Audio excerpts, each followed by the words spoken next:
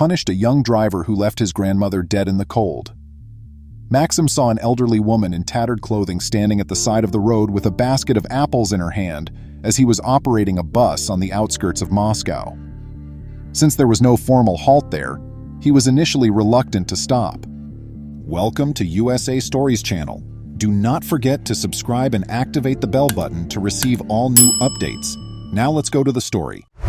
However, he stopped the bus next to the elderly woman and motioned for her to board when he saw that she was falling and could not stand. Before Maxim set off, he requested the grandma to sit down because there were no seats occupied, and she was still standing in the center of the bus. She went up to him instead and gave him some apple seeds to eat. She was yelled at by the driver, who claimed to have known she intended to take the bus for free and accused her of attempting to offer him apples in order to avoid having to pay for a ticket. While the grandma stayed composed and utterly silent, everyone on the bus could see how unhappy the man was with her. A little while later, the driver saw that the other busgoers were growing irritated with the elderly woman. He pulled the bus to a halt, opened the door, and told Marva Evgenichna that she was only using her age as an excuse to receive freebies. Then he urged her to get off the vehicle right away. A bunch of young men sitting in the rear of the bus, meantime, complimented the driver for his actions and carried on making fun of and laughing at the elderly woman. As she stepped off the bus, the grandma carried her basket of apples with trembling hands. Unaware that it was the final bus of the evening, she remained outside, waiting for another one as night fell. She waited some longer, but no buses came.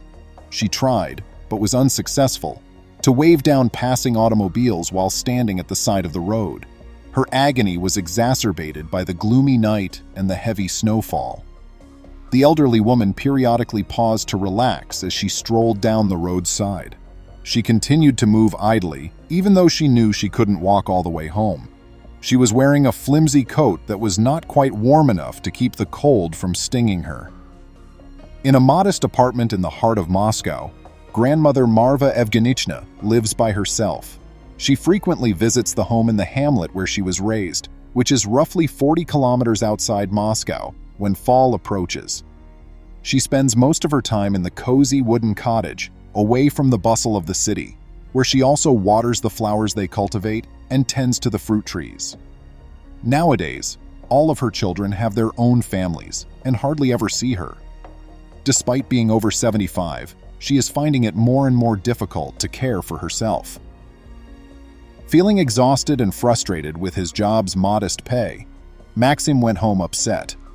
Abruptly, he thought about the elderly woman with the apple basket and started blaming himself for her mistreatment. Thinking about it, he saw that he had been too hasty to condemn her. What did he observe? He had offended a woman who only wanted to give him apple seeds to help him relax. He couldn't stop thinking about the grandma, so he got up, put on his coat, got into his car, and went back to the station where he had left her. He couldn't even eat supper. Since there were no more buses arriving and it was really chilly, he thought that she would probably be stuck. Even in her thin, tattered clothing, he knew she couldn't stand it. Marva wasn't at the station when the 36-year-old guy got there. He drove around the region in the hopes of seeing her, but he was unsuccessful. Maxim grudgingly withdrew after losing all chance of locating her, speculating that she could have been stolen by another onlooker.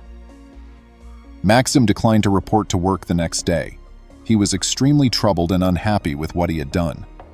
He began to think about looking for alternative employment after realizing that his current position was not only unfulfilling, but also insufficient to meet his demands. Even though he had only glanced at the elderly woman once, the image of her face remained in his mind as he sat at home with his head in his hands. Knowing that she hadn't earned such abuse, he wanted to offer her a hug and ask for her forgiveness. He will always remember the date of October 15th, the day he insulted her.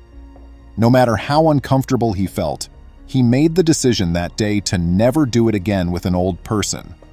After several months, Maxim secured a respectable position and began receiving a respectable pay.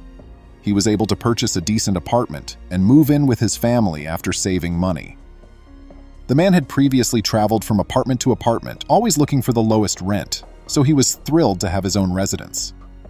Maxim was shocked to see dusty old clothing in the flat he had purchased from a young man. Every piece of furniture was ancient, and it didn't seem feasible that a young guy could have lived in such a mess or worn an old woman's clothing. With his wife's assistance, Maxim made the decision to get rid of everything in order to make space for his family's possessions. He came into a picture book while cleaning out the flat. He pulled it open and began to study the images. One of the photos, of Marva Evgenichna, the lady he had abused on the bus, caught Maxim off guard. Before his wife arrived and requested him to assist her in carrying some items, the man experienced an odd sensation and remained motionless for a few minutes. "Who is this young man who sold me the apartment?" he asked himself as he carried the things. "Why does that old woman's picture appear here?" He was plagued by all of these questions, but he was unable to find the answers and continued to be in a trance. Maxim made the decision to inquire about the grandma over the phone with the young man who had sold him the property. Indifferently, the young guy said that she was his grandma and had been living alone in the flat for a number of years. His mother made the decision to sell the flat when she abruptly left everything and vanished. The young man acknowledged that he hadn't seen his grandma in years and hadn't tried to find her when Maxim asked him where she was or if he had paid her a visit. Additionally, the young man acknowledged that his mother had once phoned the grandmother to request financial assistance for her education, which resulted in the grandmother giving her the apartment to sell. After that, she left the city and never came back. Maxim was startled to hear that the grandmother had given up everything she owned in order to support her daughter and grandchildren. He recognized right away that she was a good-hearted and kind lady who didn't merit the torture she endured. He had heard her name from her grandson, and it was verified that she had occupied that flat. Maxim tried to figure out how to get in touch with her, but she left no trace because she didn't have a phone or an address. Despite being in that flat, Maxim couldn't help but think of Marva. In an attempt to discover her address, he started asking every old woman he came across if they knew her. He remained hopeful that he would locate her. Maxim had to travel to a city 200 kilometers away on a business trip one October day. His vehicle broke down close to a tiny settlement as he was driving. Nobody was stopping to assist him, and it was snowing fiercely. In order to get help, he parked his car on the side of the road and headed toward the hamlet. He had to travel 3 kilometers to get to the village despite the intense fog and poor vision. Maxim saw wooden boards in the shape of crosses in the ground as he moved. It dawned on him abruptly that he was in a graveyard. He walked on, trying to maintain his composure. He saw an elderly woman seated next to a grave as he got closer to the cemetery's perimeter. He was taken aback as she turned to face him. It was Marva Evgenichna, dressed in a black coat, a red hat, a black scarf, and a shawl. Maxim was shocked to learn that it was October 15th, the day he had first seen the elderly woman years before. As the grandma leaned on one of the tombs and gazed at him, he stood there shaking and then started talking loudly to her.